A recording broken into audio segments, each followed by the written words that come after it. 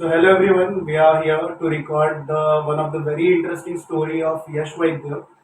So today we'll be talking to his parents that how Yash Vaidya managed to score 96.33 percentile in JEE exams.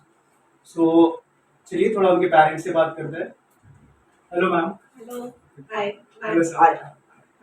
सो कैसा लग रहा है आपको यश वैद्य के results के बाद? बहुत यानी unexpected unexpected great great he achieves very good.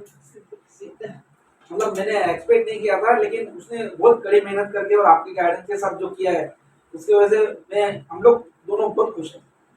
Okay, thank you so much, sir. Thank Thank you you, so thank much. you. Today we'll record the your feedbacks regarding Experience Educate, that how we have did this, how we and Yash did this part, Yeah. कि कैसे हमने ये चीज़ें achieve किया. So यश इसके पहले कौन से इंस्टीट्यूट में था मैम, और उनको क्या क्या प्रॉब्लम्स आ रही थी? यश इसके पहले नारायणा में था, तो वहाँ पे कैसा हुआ कि एक्चुअली एडमिशन लेते समय 10th के बाद सब बच्चे सब एक साथ आ जाते हैं. फ्रेंड्स बोलते नहीं, मेरा फ्रेंड उधर जा रहा है, मेरा फ्रेंड इधर जा रहा है. ऐसा करके हम लोगों ने सब एक ग्रुप बनाया, सब टीचर्स पेरेंट्स ने, और बाद में वहाँ पे उसको एडमिशन किया.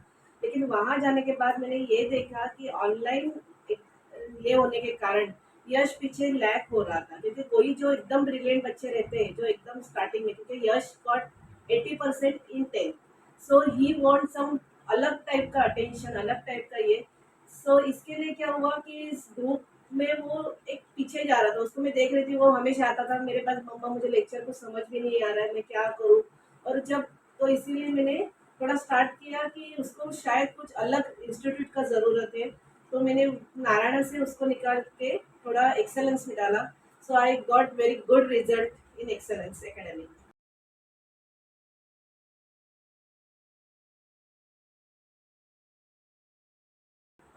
Thank you ma'am, thank you.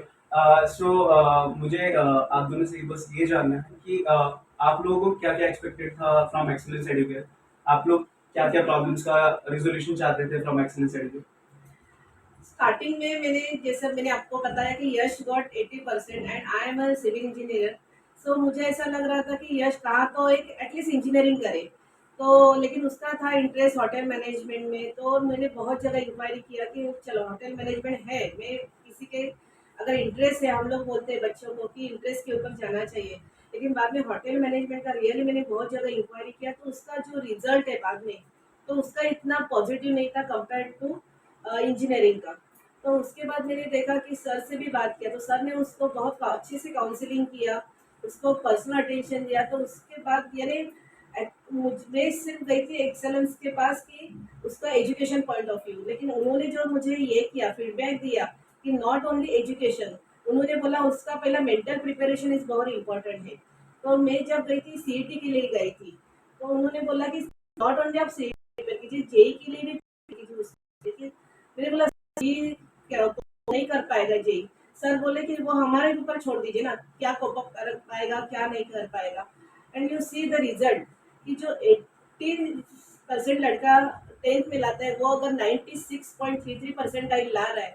So very यानी उन्होंने जो काउंसलिंग किया यश के साथ कि करियर पॉइंट ऑफ व्यू, उसका उसका अप्रोच ही चेंज किया टोटली, कि आपको अप्रोच कैसा रखना चाहिए, आपको अगर ग्रोथ करना है लाइफ में, उसका अप्रोच कैसा रखना चाहिए. तो एक्सेलेंस ने मुझे बहुत अच्छे से उसको सपोर्ट किया हुआ है. सर.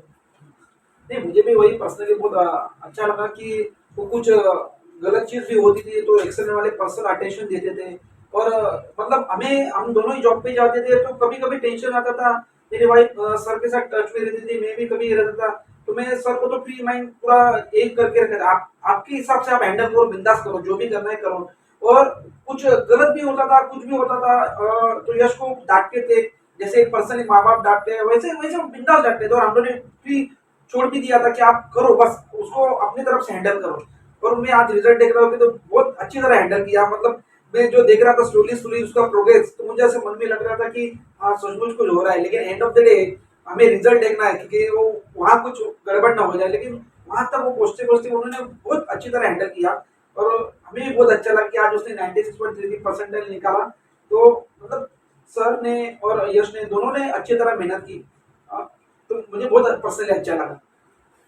सर एक्चुअली ये जीत सिर्फ हमारी नहीं, आप दोनों की भी है। जो आप लोगों ने सेक्रीफाइस किए, जो आप लोगों ने कंसिस्टेंटली हमारे इनपुट्स को आपने जो इम्प्लीमेंट किया, जो भी इनपुट्स हमने दिए कि यश भाई यहाँ पे फोकस करने की जरूरत है, यहाँ पे हमको इम्प्रूव करने की जरूरत है, जिस तरह से आप लोगों ने उसको पॉजिटिवली लिया, दैट वाज रियली कमेंडेबल।